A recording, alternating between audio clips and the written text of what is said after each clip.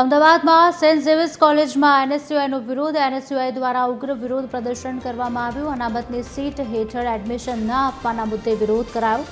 SC, ST, OBC વિદ્યાર્થીઓને admission ન આપતા રોષ. એનએસયુઆઈના કાર્યકર્તાઓએ કોલેજ પરિસરમાં સૂત્રોચ્ચાર કર્યા. કોલેજ દ્વારા આરક્ષણ નીતિનું યોગ્ય રીતે પાલન કરવામાં નથી આવી રહ્યું, જેના કારણે એસસી, એસટી અને ઓબીસી વર્ગના વિદ્યાર્થીઓને તેમના હકના એડમિશન મળતા નથી. એનએસયુઆઈ કાર્યકર્તાઓએ કોલેજ પ્રશાસન વિરુદ્ધ સૂત્રોચ્ચાર કરી તાત્કાલિક ન્યાયની માંગ કરી.